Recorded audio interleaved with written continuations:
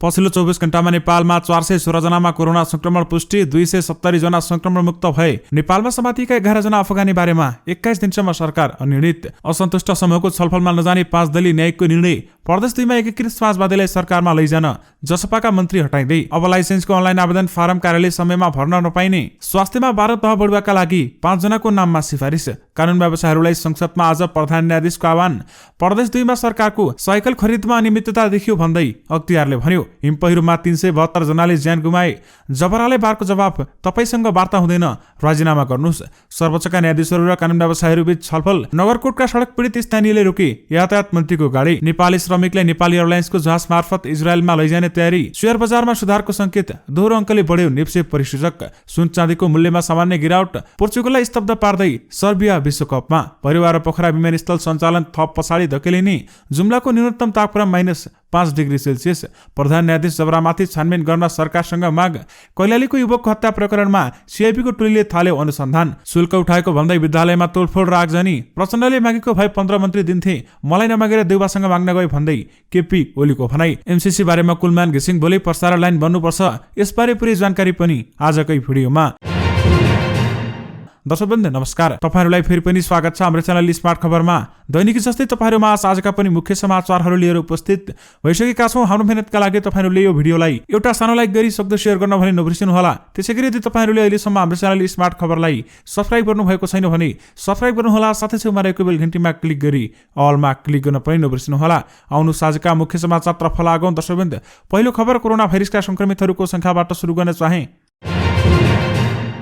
पछिल्लो 24 घण्टामा नेपालमा थप 416 जनामा कोरोना भाइरस कोभिड-19 को संक्रमण पुष्टि भएको छ। 7554 जनाको पीसीआर परीक्षण गर्दा 367 जना र 4448 जनाको एन्टिजेन परीक्षण गर्दा 49 जना गरी 416 जनामा कोरोना भाइरसको संक्रमण देखिएको स्वास्थ्य जनसङ्ख्या मन्त्रालयले जनाएको छ। यस्तै पछिल्लो 24 घण्टामा कोरोना संक्रमणबाट 1 जनाको मृत्यु भएको छ भने 270 जना निको भएका छन्। आज थपिएका सँगै नेपालमा कोरोना संक्रमितको कुल संख्या 9,12,469 पुगेको छ। यससँगै नेपालमा मृत्यु हुनेको संख्या 11,478 पुगेको छ भने 7,98,544 जना निको भएका छन्। मन्त्रालयका अनुसार हाल देशभर सक्रिय संक्रमितको संख्या 7,311 रहेको छ, जसमध्ये 6,779 जना होम आइसोलेसनमा रहेका छन् भने 532 जना संस्थागत आइसोलेसनमा रहेका छन्। कोरोनाका बिरामी मध्ये 225 जनाको आइसियु र 66 जनाको भेन्टिलेटरमा उपचार भइरहेको छ। यस्तै 10 वर्ष मुनिका 14 बालबालिकामा कोरोना संक्रमण पुष्टि भएको छ भने 11 देखि 20 वर्ष उमेर समूहका 25 जना कोरोना संक्रमित थपिएका छन्। स्वास्थ्य मन्त्रालयका अनुसार सबैभन्दा धेरै काठमाडौँमा 126,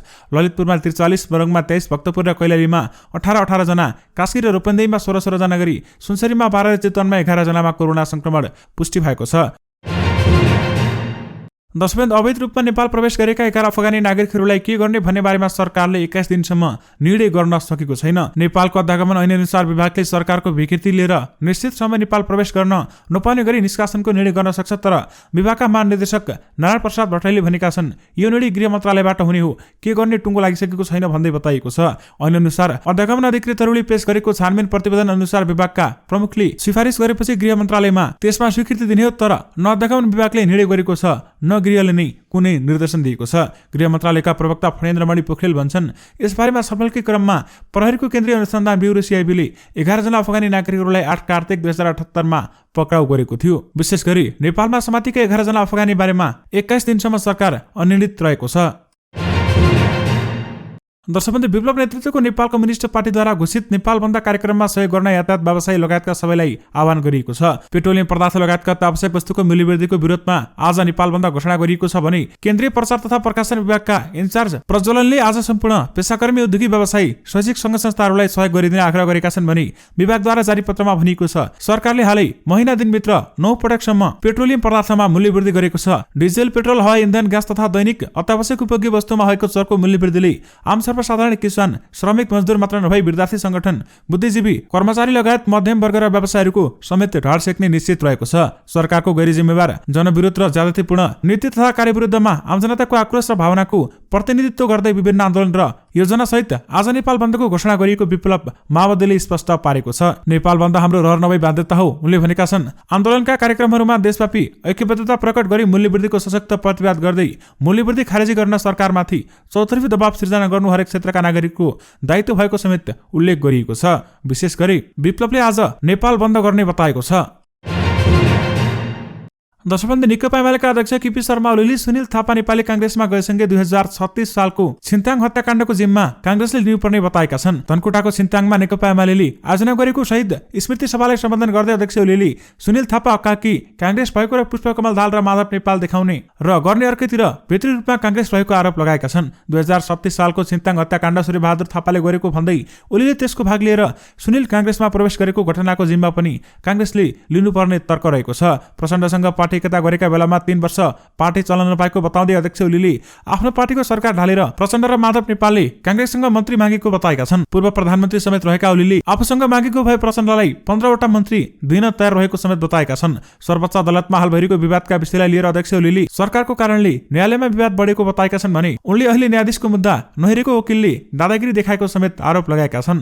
विशेष गरी प्रचण्डले मागेको भए 15 मन्त्री दिन्थे, मलाई नमागेर देउपासँग माग्न गयो भन्दै केपी ओलीले भनेका छन्।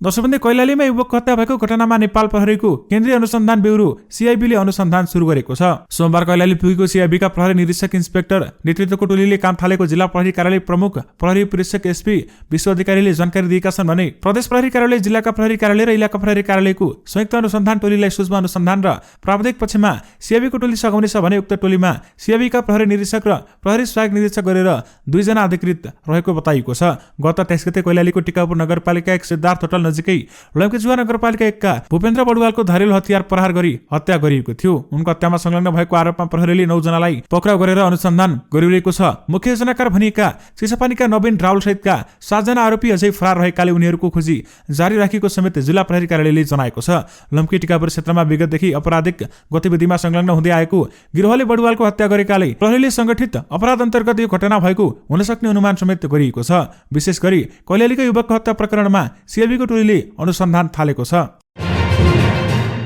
दशबन्दी नेपाल विद्युत प्राधिकरणका प्रबन्ध निर्देशक कुलमान घिसिङले अमेरिकी मिलेनियम च्यालेन्ज कर्पोरेसन एमसीसी परियोजना अन्तर्गत सम्झौता गरेको 400 किलो भोल्टको प्रसारण लाइन आवश्यक रहेको बताएका छन्।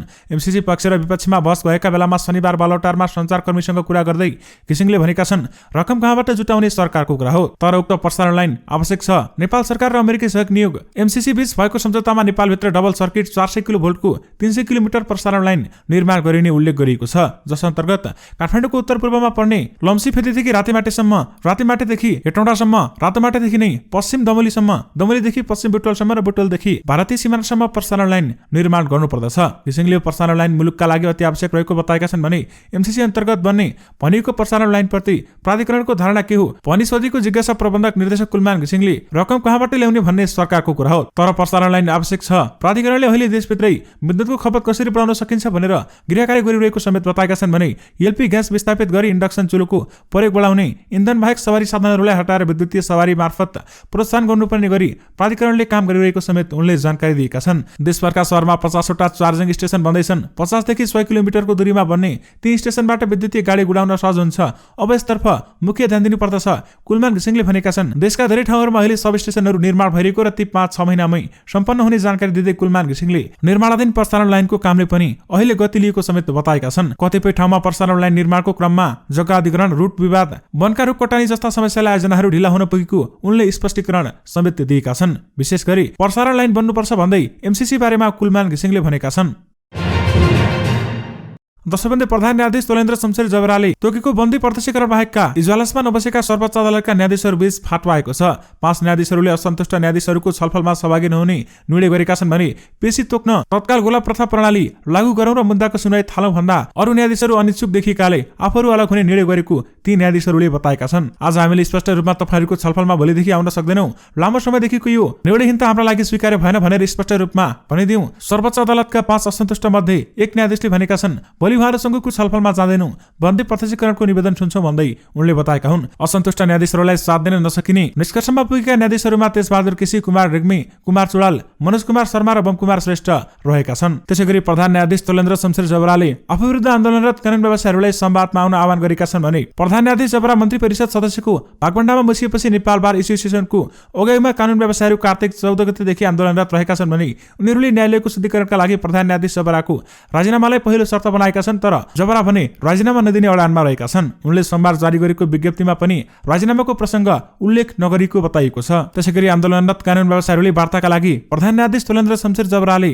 राखेको प्रस्ताव पनि अस्वीकार गरेका छन्। प्रधान न्यायाधीश जबराको राजीनामा माग गर्दै नेपाल बार एसोसिएसन र सर्वोच्च अदालत बार एसोसिएसनले सर्वोच्च अदालत परिसरमा निरन्तर प्रदर्शन गर्दै आइरहेको छ भने कानुन व्यवसायीहरूले सर्वोच्चको मूल गेटमा धरना दिएर अदालत प्रवेशमा अवरोध गर्न खोजेपछि प्रधान न्यायाधीश जबराले सोमबार वक्तव्य जारी गर्दै संवादमा आउन आग्रह समेत गरेका छन्। त्यसैगरी प्रधान न्यायाधीशसँग असन्तुष्ट सर्वोच्च अदालतका न्यायाधीशहरू र आन्दोलनरत कानुन व्यवसायी बीच सोमबार छलफल भएको छ भने छलफल हाल अदालतमा देखिएको गतिरोधको निकासको विषयमा केन्द्रित भएको छलफलमा सहभागी कानुन व्यवसायीले बताएका छन्। प्रधान न्यायाधीश तुलेन्द्र शमशेर जबराले निकास दिनुपर्छ भन्दै सर्वोच्चका न्यायाधीशहरूले 2 साताभन्दा लामो समयदेखि भन्दै प्रत्यक्षीकरण भएका मुद्दा सुनाइ गरेका छन् भने त्यस्तै प्रधान न्यायाधीशको राजीनामा माग गर्दै नेपाल बार एसोसिएसन र सर्वोच्च अदालत बार एसोसिएसनले सर्वोच्च अदालतको मूल गेटमा नि धरना दिइरहेका छन्। त्यसैगरी नागरिक समाजको एक समूहले प्रधान न्यायाधीशमाथि शीघ्र छानबिन गरी स्वतन्त्र न्यायपालिका कायम राख्न सरकारसँग माग समेत गरिएको छ। सोमबार विज्ञप्ति जारी गरी उनीहरूले प्रधान न्यायाधीशको अविश्वसनीय गतिविधि, कार्य सम्पादन तथा न्यायिक कार्यक्षमतामाथिको प्रश्न र उनीमाथि लागेको भ्रष्टाचार लगायतका न्यायिक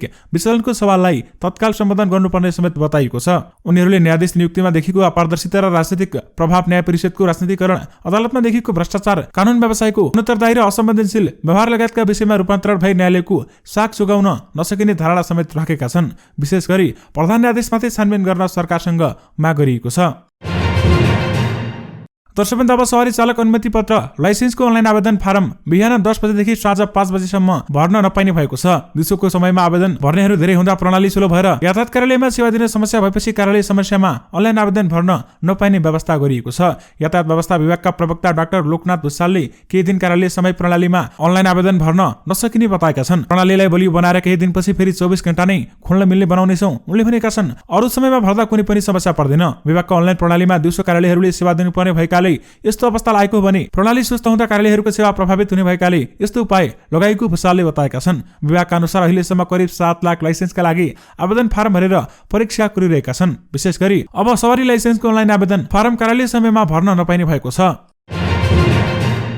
दर्शकवृन्द, आइतबार कमल विनायक नगरकोट सडकको निगमनमा पुग्दा भौतिक पूर्वाधार तथा यातायात मन्त्री रेणु यादव सवार गाडीलाई स्थानीयले सडकमै घिला हालेर रोके। 7 वर्ष अघि विस्तार थालेको सडक नबनेपछि पीडित स्थानीयले मन्त्रीसँग गुनासो पनि राख्न खोजेका थिए। गाडी रोक्दा पनि मन्त्री यादवले स्थानीयसँग संवाद गरिन्। बाक्लो सुरक्षा घेराबीच नगरकोट पुगेकी उनले स्थानीयले सडकमै अवरोध गरेर रोकेपछि प्रहरीले नै हस्तक्षेप गर्नु परेन। गाडीको सिसा खोलेर मन्त्री यादवका सहयोगीले मन्त्री नियुक्त भएको 1 महिनाभित्रै अनुगमनमा आएको भन्दै 2 महिनाभित्र कालोपत्रेको काम ठेकेदारलाई निर्देशन दिएको जानकारी समेत गराएका थिए भने त्यसपछि भने मन्त्री यादव आफै बाहिर निस्किएर स्थानीयसँग कुराकानी गरेकी थिइन्। उनले पनि 2 महिनाभित्र काम नसकेकै ठेकेदारसँग सम्झौता तोड्ने पनि बताएकी छन् भने ढाँड्दै 10 वर्ष बित्न लागेको भन्दै स्थानीयले मन्त्रीसँग नै जवाफ मागेका थिए। तापक्रमका कारण अब पनि जाडोमा पिच गर्न सम्भव हुन्न एक स्थानीयले भनेका छन्। बरु 6 महिनामा गर्छौं भन्नुस्, तर यसरी नढाट्नुस् भन्दै उनले बताएका थिए। विशेष गरी नगरकोटका सडक पीडित स्थानीयले यातायात मन्त्रीको गाडी सडकमै रोकेका छन्।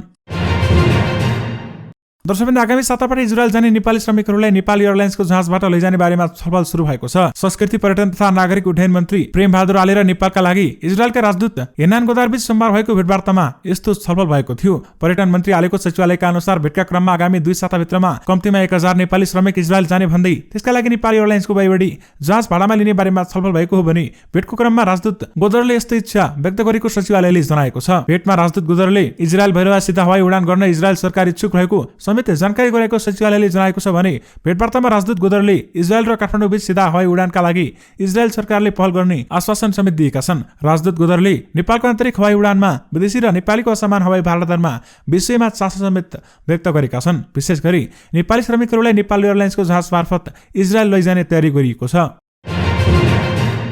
दर्शकवृन्द, आज सुन चाँदीको मूल्यमा सामान्य गिरावट आएको छ। नेपाल सुनचाँदी व्यवसायी महासंघले आजका लागि सुनको मूल्य प्रति तोला 300 रुपियाँले सस्तो भएको बताएको छ भने अघिल्लो दिन 94,600 रुपियाँमा छापावाला सुनको खरिद बिक्री भएको थियो भने आजका लागि तेजाबी सुनको मूल्य प्रति तोला 93,800 रुपियाँ तोकिएको छ। यस्तै चाँदीको मूल्य तोलामा 15 रुपियाँले घटेर कारोबार भइरहेको छ भने अघिल्लो दिन 1295 रुपियाँमा कारोबार भएको चाँदीको मूल्य आज भने तोलामा 1280 रुपियाँ कायम भएको छ। विशेष गरी सुनचाँदीको मूल्यमा सामान्य गिरावट आएको छ। दर्शकवृन्द, पोर्चुगललाई स्तब्ध पार्दै सर्बियाले सन् 2022मा कतारमा आयोजना हुने फिफा विश्वकपमा छनौट भएको छ। युरोपियन छनौट अन्तर्गत आइतबार राति भएको समयको खेलमा सर्बियाले पोर्चुगलमाथि 2-1ले गोल गरेको पुनरागमन जित हात पारेको थियो। घरेलु मैदानमा पोर्चुगलले रेनाटो सान्चेको गोल मार्फत दोस्रो दिनमै अग्रता लिए पनि त्यसलाई कायम राख्न सकेन भने सर्बियाका लागि 33औं मिनेटमा डुसान टाडिकले गोल गर्दै खेल बराबरी गरे भने 90औं मिनेटमा एलेक्सेन्डर मिट्रोभिकले निर्णायक गोल गर्दै सर्बियालाई 2-1ले हराएको थियो। जितपछि सर्बिया समूह एमा 8 खेलबाट 20 अङ्क जोड्दै शीर्ष स्थानमा रहेर विश्वकपमा पुगेको थियो भने 17 अङ्क रहेको पोर्चुगलले भने प्लेअफ गर्नुपर्ने भएको थियो। विश्वकपमा सिधै आफ्नो देशलाई छनौट गराउन नसकेपछि पोर्चुगलका स्ट्राइकर क्रिस्टियानो रोनाल्डो मैदानमै रोएका थिए। दर्शकवृन्द, संस्कृति पर्यटन तथा नागरिक उड्डयन मन्त्रालयमा गौतम बुद्ध अन्तर्राष्ट्रिय विमानस्थल भैरहवा र पोखरा क्षेत्रीय अन्तर्राष्ट्रिय विमानस्थलमा तोकिएको समयमा जहाज नउड्ने निष्कर्षमा पुगेको छ। अहिलेकै कार्यप्रगतिले यी दुवै राष्ट्रिय गौरवका आयोजनामा तोकिएको समयमा जहाज उड्न नसक्ने देखिएको छ। मन्त्रालय स्तरीय विकासमा समस्या समाधान समितिको बैठकमा आइतबार प्रस्तुत चालु आर्थिक वर्ष 2078-79 को प्रथम त्रैमासिक प्रगति विवरण अनुसार यी दुवैको आयोजनाको काम तोकिएको समयमा सम्पन्न हुनुहुने समेत देखिएको छ। त्यसैगरी आज प्रस्तुत प्रगति प्रतिवेदन अनुसार हाल तोकिएको समयमा यी दुवैको विमानस्थलमा जहाज उड्न नसक्ने निष्कर्ष निकालिएको छ। मन्त्रालयका एक उच्च अधिकारीले हामीलाई बताए अनुसार उनका अनुसार विगतमा कोभिडका कारण यी दुई आयोजनाको काम प्रभावित भएको थियो भने यसले आयोजनाको लक्ष्य अनुसार कार्यप्रगतिमा असर पुगेको छ भन्दै बताइएको छ। विशेष गरी भैरहवा र पोखरा विमानस्थल सञ्चालन थप पछाडि धकेलिने भएको छ। दर्शकवृन्द, जुम्लाको न्यूनतम तापक्रम -5.0 डिग्रीमा झरेपछि चिसोले यहाँका स्थानीयवासीलाई शास्ति भएको छ। देशभर चिसो बढिरहेकाले सतर्कता अपनाउन मौसम पूर्वानुमान महाशाखाले आग्रह गरेको छ भने भएको अधिकतम र न्यूनतम तापक्रम घट्ने क्रममा रहेकाले चिसोबाट बस्न सामान्य सतर्कता अपनाउन महाशाखाले अनुरोध गरेको छ भने नेपालमा कुनै पनि उल्लेखनीय मौसम प्रणाली छैन भन्दै बताइएको छ। देशका पहाडी भूभागमा आंशिक बदली रही बाँकी भूभागको मौसम सामान्यतया सफा रहेको जल तथा मौसम विज्ञान विभागले जनाएको छ। महाशाखाका अनुसार दिउँसो देशका पहाडी भूभागमा आंशिक बदली रही बाँकी भूभागमा सामान्यतया सफा रहने समेत बताइएको छ। विशेष गरी जुम्लाको न्यूनतम तापक्रम -5 डिग्री सेल्सियस भएको छ। दर्शकवृन्द, शुल्क उठाएको भन्दै रौतहट सदरमुकाम गौरवको उच्च माविमा विद्यार्थीहरूले तोडफोड र आगजनी गरेका छन्। सार्वजनिक विद्यालयले माध्यमिक तहसम्म कुनै पनि बहानामा शुल्क लिन नपाइने भने पनि विभिन्न शीर्षकमा शुल्क उठाएको भन्दै विद्यार्थीहरूले आगजनी गरेका हुन्। विद्यालयले नेपाली माध्यममा पढ्ने विद्यार्थीहरूलाई निःशुल्क र अंग्रेजी माध्यममा पढ्ने विद्यार्थीसँग मासिक शुल्क भर्ना, परीक्षा शुल्क र पाठ्यपुस्तकको समेत शुल्क लिने गरेको छ भने सोमबार विद्यार्थीहरूले विद्यालयमा रहेका खानेपानीका ट्याङ्की पनि तोडफोड गरेका छन्। गौरव नगरपालिका कार्यालयले समेत कुनै पनि बहानामा शुल्क नउठाउन पत्राचार गरे पनि जुद्ध माविले मानेको छैन। हामीले पटक पटक प्रधानाध्यापकलाई शुल्क नउठाउन र पाठ्यपुस्तक निःशुल्क वितरण गर्न माग गर्दा विद्यालय प्रशासनले अटेर गर्यो। अन्तर्राष्ट्रिय वियुका केन्द्रीय सदस्य रवि मिश्रले भनेका छन्, गौरव नगरपालिकाले सूचना नै जारी गरेर शुल्क नफडाउँदा भन्दा पनि विद्यालयले मानेको छैन भन्दै बताइएको छ। विशेष गरी शुल्क उठाएको भन्दै विद्यालयमा तोडफोड र आगजनी गरिएको छ। दर्शकवृन्द, आइतबार मुस्ताङको थासाङ गाउँपालिका 2 कुबाङमा हिमपैह्रो गएको थियो भने मानापाती हिमालबाट खसेको हिमपैह्रोमा कुनै पनि मानवीय क्षति नभए पनि जंगलमा चराउन लगेका 150 याक र नाक हिमपैह्रोका कारण बेपत्ता भएको थासाङ गाउँपालिका 2 का वडाध्यक्ष नरप्रसाद धिराचलले बताएका छन्। कुबाङ, लार्जुङ, बोक्सी खोला र नाउरी खोलाको शिरमा रहेको मानापाती हिमालबाट हिमपैह्रो खसेको थियो भने हिमपैह्रोपछि भागदौड हुँदा 1 दर्जन स्थानीय समेत घाइते भएका छन्। त्यसैगरी सन् 1922 देखि सन् 2020 सम्मको अध्ययन रिपोर्टका अनुसार हिमपैह्रोबाट सबैभन्दा बढी मानवीय क्षति सगरमाथा क्षेत्रमा भएको देखिन्छ भने रेकर्ड भएका कुल 372 जनाको मृत्यु मध्ये 324 जनाको ज्यान सगरमाथा क्षेत्र आसपासमै गएको रिपोर्टमा उल्लेख समेत गरिएको छ। विशेष गरी हिमपैह्रोले 100 वर्षमा 372 जनाको ज्यान गएको छ। दर्शकवृन्द, प्रदेश 2 नेकपा एकीकृत समाजवादी सरकारमा सहभागी हुने भएको छ। प्रदेशमा 13 जना सांसद रहेको एकीकृत समाजवादीलाई 2 मन्त्रालय दिएर सरकारमा ल्याउने तयारी भएको प्रदेश मुख्यमन्त्री परिषदले जनाएको छ। उनलाई उद्योग पर्यटन तथा वन वातावरण मन्त्रीमा दिने लगभग पक्का भएको छ भने त्यसका लागि हालका उद्योग पर्यटन वन तथा वातावरण मन्त्री रामनरेश राय यादवलाई राजीनामा दिन मुख्यमन्त्री लालबाबु राउतले निर्देशन दिइसकेको प्रदेश सरकार निकट स्रोतको दाबी समेत रहेको छ। उनले राजीनामा नदिए हटाएर भए पनि एकीकृत समाजवादीलाई उक्त मन्त्रालय दिनेछ भन्दै स्रोतले भनेको छ। तत्कालीन मधेसी जनअधिकार फोरम नेपाल राष्ट्रिय जनता पार्टी राजपाको संयुक्त सरकार रहेको प्रदेश 2 मा यी दुवै पार्टी एकीकरण भएर राजपा बनेको थियो भने तर केपी ओली नेतृत्वको संघीय सरकारमा सहभागी भएको भन्दै उपेन्द्र यादवले पक्ष तत्कालीन महन्त ठाकुर पक्षका मन्त्रीहरूलाई पदमुक्त गरेका थिए भने त्यति बेलामा उपेन्द्र यादव पक्षलाई साथ दिएपछि रामनरेशलाई भने पदमुक्त गरिएको थिएन। विशेष गरी प्रदेश 2 मा एकीकृत समाजवादीलाई सरकारमा लैजान जसपाका मन्त्री हटाउन थालिएको छ। दर्शकवृन्द, अख्तियार दुरुपयोगको अनुसन्धान आयोगले प्रदेश 2 सरकारले बेटी पढाऊ बेटी बचाऊ अभियान अन्तर्गत छात्रालाई साइकल वितरण गर्दा अनियमितता भएको बताएको छ। अख्तियारको बर्दियावास स्थित कार्यालय प्रमुख कृष्ण प्रसाद सापकोटाले प्रारम्भिक अनुसन्धानका क्रममा साइकल खरिदमा अनियमितता देखिएको बताएका छन् भने प्रारम्भिक अनुसन्धानका क्रममा साइकल खरिदमा अनियमितता देखिएको छ। हामीसँग कुरा गर्दै सापकोटाले भनेका छन्, अब विस्तृत अनुसन्धान सुरु गरेका छौं। विस्तृत अनुसन्धानका क्रममा अनियमितता देखिए विशेष अदालतमा मुद्दा दायर हुने पनि उनले बताएका छन् भने प्रारम्भिक अनियमितता देखिएकाले हामीले डिटेलमा अनुसन्धान गर्न लागेका छौं भन्दै उनले भनेका छन्। यसपछि भ्रष्टाचार भए नभएको बाहिर आउँछ भन्दै बताइएको छ। विशेष गरी प्रदेश 2 सरकारको साइकल खरिदमा अनियमितता देखियो भन्दै अख्तियार अनुसन्धान आयोगले भनेको छ। दर्शकवृन्द, स्वास्थ्य जनसङ्ख्या मन्त्रालय अन्तर्गतका 5 जना कर्मचारीहरूलाई 12औं थप प्रमुख विशेषज्ञमा बढुवाका लागि सिफारिस गरिएको छ। सोमबार बसेको बढुवा समितिको बैठक रिक्त रहेका 3वटा पदका लागि 5 जनाको नाम सिफारिस गरिएको हो भने समितिले कार्य सम्पादन र दुर्गम बसेको आधारमा मूल्याङ्कन गरेको हो। विशेष गरी स्वास्थ्य मन्त्रालयमा 12औं तह बढुवाका लागि 5 जनाको नाम सिफारिस गरिएको छ।